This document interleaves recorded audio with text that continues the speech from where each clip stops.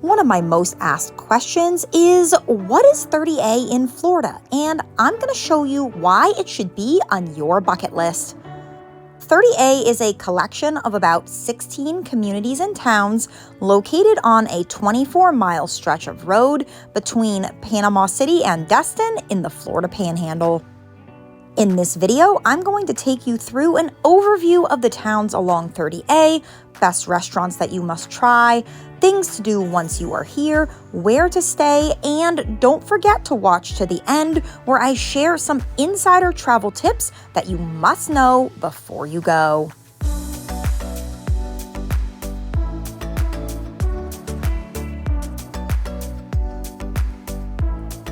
As I mentioned before, there are 16 communities and towns in 30A, and now I'm going to take you through some of the most popular and notable areas to help you get a lay of the land. For this section, we are going to cover them from east to west, so let's get started. First up, we have Inlet Beach. This is the easternmost point of 30A, and it is the start of the Timpucci Trail, which is an 18.6-mile biking and walking trail along 30A. There's even an underpass for bikers under Highway 98 so you can get across safely. Now, there are lots of incredible restaurants and shopping in Inlet Beach, and one of my favorites is Shade's Bar and Grill. Their burgers are really great, and they are open late, which is great after a fun day exploring. For the best Mexican food in the area, you must go to Amigos 30A. I still have dreams of this place. It is a 10 out of 10. Next up, we have Rosemary Beach. This is one of my personal favorite towns in 30A, and it truly looks like Europe. This architecture is just so beautiful. Now, there is lots to do in Rosemary Beach, including shopping, bars, and restaurants. Even if you are not staying here, you are still free to explore and walk around the area, which is what I love to do because this town is just too cute. Some great restaurants to check out here are Pliables for smoothies, Cowgirl Kitchen for dining out on the street, and Galleons, a fantastic upscale restaurant. Number 3, and just down the road from Rosemary Beach, we have Seacrest, which is a popular and often more affordable community in the area. When driving along 30A, you will come across Peddler's Pavilion in Seacrest, which is a great place to rent bikes, go out to eat, or go shopping. I recommend checking out La Co for tasty Latin food in Seacrest. Up next, we have Alys Beach. Now, like Rosemary Beach, this is one of the towns that you can bike into or drive in for the day to just walk around and explore. I am obsessed with Alys Beach because I think it looks like Greece right here in Florida. This architecture is incredible, and I love the contrast of the white buildings with the blue sky. This is one of the most expensive communities in 30A to both live and stay. There are multiple places to eat in Alys Beach, and some of my favorites include Charlie's Delights for the best donuts and Raw and Juicy, where I like to grab a juice and just wander around. Number 5 is Watersound, which is both a lovely community of houses and also home to something called the Big Chill. This is a mixed-use space filled with entertainment, shops, and restaurants.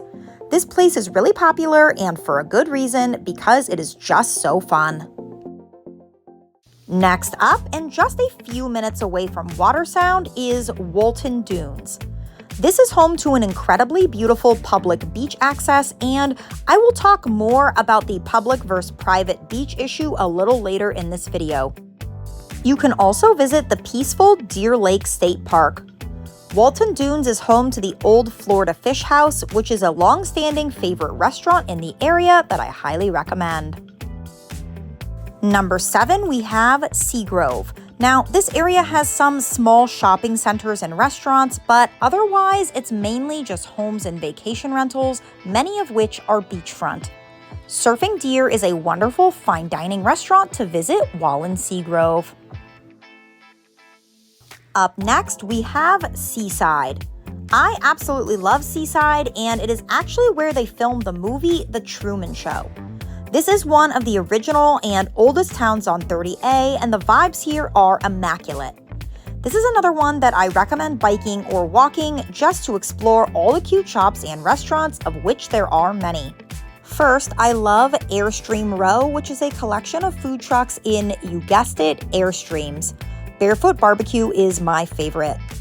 Next, we have Bud and Alys, which is popular and has incredible water views. Finally, don't sleep on locally owned Modica Market during your visit because it has the best desserts and a great deli. Number 9, and right near Seaside, we have the Watercolor community. The outdoor area here with this water feature is one of my favorites in all of 30A, and it is easily walkable or bikeable from Seaside, so you can explore both. Watercolor is one of the more popular areas for families with kids, and I will break that down more in my Where to Stay section. Next up, we have Grayton Beach, which is home to Grayton Beach State Park. This is a beautiful state park to explore, and the beach here is stunning. There are also a few coffee shops and restaurants, and I dream about the baked goods from Black Bear Bread Co., which also has a seaside location. Finally, we have Blue Mountain Beach, the furthest west community on our overview today and one of the quietest towns on the list. For baked goods, I love Blue Mountain Bakery, and for some fantastic Italian food, you should absolutely head to Mimo's 30A for a wonderful dinner. Okay, so now that you have an overview of some of the most notable towns and communities in 30A, let's talk about what there is to actually do here once you arrive. Of course, the most popular thing to do is to go to the beach. 30A is truly home to some of the most beautiful beaches in Florida. Look at the color of this water. They do not call it the Emerald Coast for no reason. There's a variety of great beach accesses, and any of the state parks in this area are always a good choice. Don't forget to watch to the end where I talk more about the private versus public beach access, which is something that you must know before your visit. Next is to rent bikes and explore. Biking is super popular along 30A, and sometimes vacation rentals even include bikes with your stay. This area is just a small 2-lane road, which can get extremely busy during high season, so biking around the towns is a great activity that doubles as a way to get around. Something that people don't really talk about is Eden Gardens State Park, which is just a few minutes off 30A on Highway 98. This is a stunning shaded park that is home to a Gilded Age mansion. Now, if you're looking for something different during your trip, this place makes a great afternoon activity. For some of the best places for shopping along 30A, I recommend Seaside, the Big Chill in Watersound, Rosemary Beach, and Inlet Beach. These towns are home to tons of locally owned boutiques and luxury stores. Finally, if you're interested in a day trip, I love heading the hour drive up to the beautiful Ponce de Leon Springs State Park. Sometimes it's just nice to break up the beach with a visit to one of the Florida springs. All right, so let's talk about where to stay along 30A. Now, if you're looking for hotels, this is not the place for you. Instead, you're going to want to stay in a vacation rental. There are a few small hotels and inns along 30A, but a vacation rental is the way to go. There are so many luxury options here with community amenities that will make you feel like you're in a resort. I'm going to share with you a quick tour of some of the places that I have stayed so you can kind of get an idea about what your options look like. I booked all of these properties through a company called Dune Vacation Rentals, but they are also on popular booking sites like Airbnb. I will drop where to book in the description below. First up is a house called Second Sandbar, located in the Watercolor community.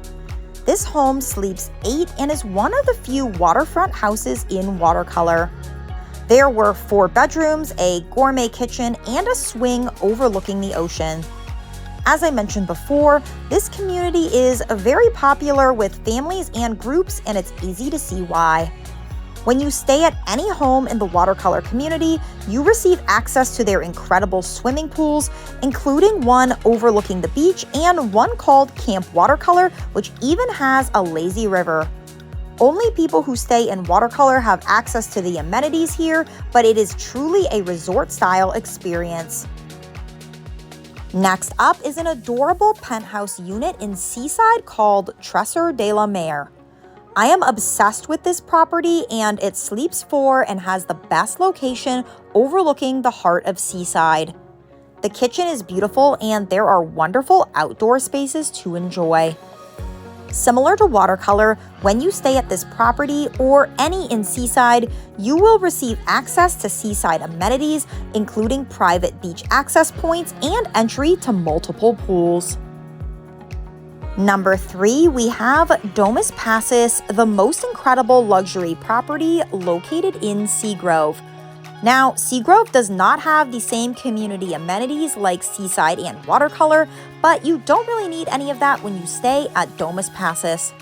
This home is located beachfront with its own private beach access and features not 1, but 2 pools, including this incredible rooftop pool.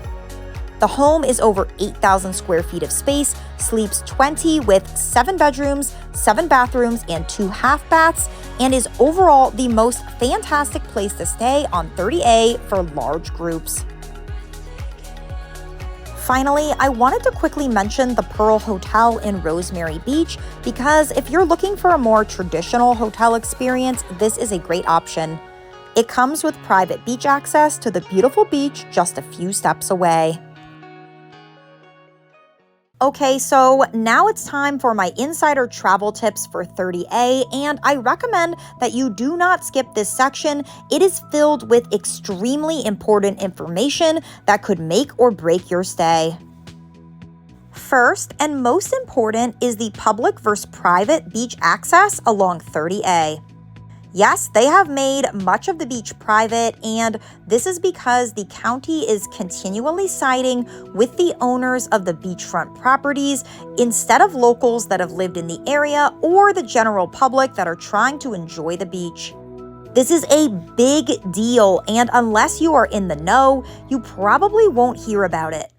I recommend going to the Fort Walton County website to see more information on the public versus private beach accesses. Next, I suggest managing your expectations because people often expect it to be a free beach access everywhere, and that just isn't the case. When you book your vacation rental, it is extremely important to keep this in mind, and not all vacation rental owners are honest, so you might have to do a little research. You need to make sure that your vacation rental is in a community along 30A that has private beach access. Or if you're staying in a community without private beach access, make sure to manage your expectations and research your public entry points. Many of the state parks offer wonderful beaches to explore. Next up, I highly recommend joining some 30A travel planning groups on Facebook. This is a wonderful and free resource of people who can provide lots of help for your trip. The Facebook groups are a great place to ask for tips for the area, restaurant recommendations, or to even share your potential vacation rental and ask others how the public beach access is nearby. 30A Facebook groups are a wealth of information, completely free, and filled with the nicest and most helpful people. My third tip is to keep realistic expectations and to please understand that nobody can control the ocean. It is going to do what it wants. Sometimes the water is more brown from rain, sometimes it's wavy due to a weather system coming through, and sometimes it's perfectly crystal clear. I regularly see a variety of water conditions on each and every visit. Up next, I highly recommend renting bikes versus driving. I mentioned this earlier in the video, but the traffic on 30A can get extremely bad, especially during high season. Bikes are a great way to go, and they're easy to get around and allow you to explore the area without sitting in traffic for hours or worrying about parking. Finally, please book your dining reservations in advance, especially if you're visiting during high season. The restaurants here book up quickly, and there are so many good ones to try. The only way to ensure you can visit the ones you want is to make your reservation in advance. 30A is an incredible area of Florida to explore, but it is important to know what to expect so you can make the most of your trip. I hope that you found this overview helpful, and I truly do recommend heading to Facebook and joining a few groups to help you continue to plan. Don't forget to like, subscribe, and hit that notification bell, and I'll see you next time.